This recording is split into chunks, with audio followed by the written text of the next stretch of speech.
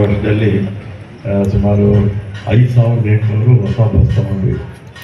ಆಮೇಲೆ ಆಗಲೇ ತಮ್ಮಣ್ಣವ್ರು ಮಾತಾಡ್ತಾ ಹೇಳಿದ್ರು, ಬಸ್ಗಳೆಲ್ಲ ಹಳೆ ಬಸ್ಸುಗಳು ಚೇಂಜ್ ಬದಲಾಯಿಸ್ಕೊಡ್ಬೇಕು ಅಂತ.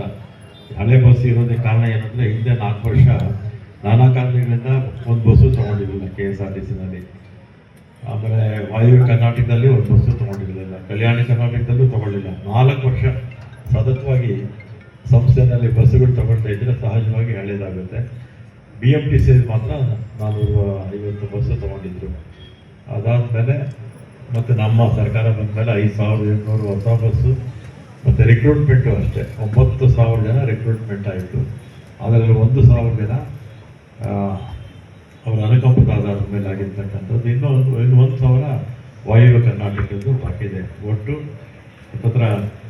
10,000 ಜನ ನಮ್ಮ ಅವಧಿಯಲ್ಲೇ ಈ 2 ವರ್ಷದಲ್ಲಿ ಉದ್ಯೋಗ ಕೊಟ್ಟಕ್ಕಾಗುತ್ತೆ. ಯಾಕೆಂದರೆ ನಾವು ಉದ್ಯೋಗ ಕೊಡೋದು ಮುಖ್ಯ ಅಂತಲ್ಲ, ಅದಕ್ಕೆಲ್ಲದಕ್ಕಿಂತ ನಾವು ಉದ್ಯೋಗ ಕೊಡದೇ ಇದ್ದರೆ ಡ್ರೈವರ್ಸು ಕಂಡಕ್ಟರ್ಸು ನಮ್ಮ ಸಂಸ್ಥೆನೇ ನಡೆಸೋಕ್ಕಾಗಲ್ಲ.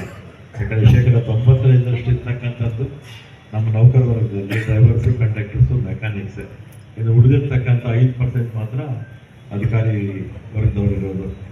ಅದರಿಂದ ಮತ್ತು ಹೊಸ ಬಸ್ಸು ಮೈಸೂರು ಒಂದು ಕೇಳಿದ್ದಾರೆ. ಈಗ 70 ಹೈ ಎಂಡ್ ಬಸ್ಸಸ್ ಬರುತ್ತೆ.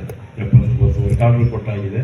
ಇನ್ನೊಂದು 2-3 ತಿಂಗಳು ಬರುತ್ತೆ. ಬಂದಾಗ ಚಿಕ್ಕಮಗಳೂರಿಂದ ಮೈಸೂರಿಗೆ 2 ಬಸ್ಸು ನಮ್ಗೆ ಹೋಗೋದು ಅದು ಕೂಡ ಹಾಕ್ಕೊಳ್ಳೋಣ ಅಂತೇಳಿ. ಮತ್ತು ಈ ವರ್ಷ ನಮಗೆ ಬಜೆಟ್ನಲ್ಲಿ 2,000 ಬಸ್ ಕೊಟ್ಟಿದ್ದಾರೆ. ಅದರಲ್ಲಿ 900 ಬಸ್ಸು KSRTCಗೆ ಕೊಟ್ಟಿದ್ದೀವಿ. ಟೆಂಡರು ಆಗ್ತಾ ಇದೆ.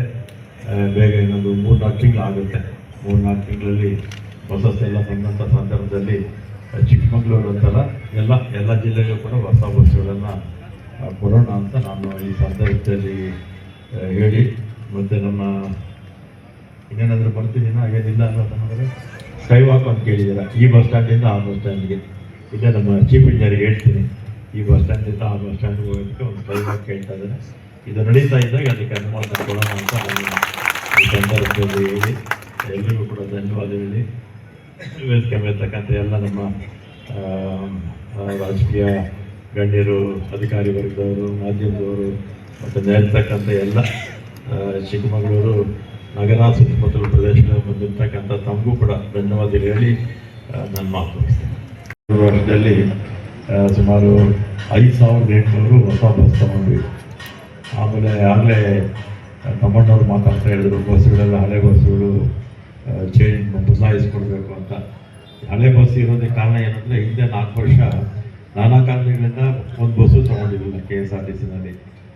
ಆಮೇಲೆ ವಾಯುವ್ಯ ಕರ್ನಾಟಕದಲ್ಲಿ ಒಂದು ಬಸ್ಸು ತೊಗೊಂಡಿರಲಿಲ್ಲ, ಕಲ್ಯಾಣ ಕರ್ನಾಟಕದಲ್ಲೂ ತೊಗೊಳ್ಳಿಲ್ಲ. 4 ವರ್ಷ ಸತತವಾಗಿ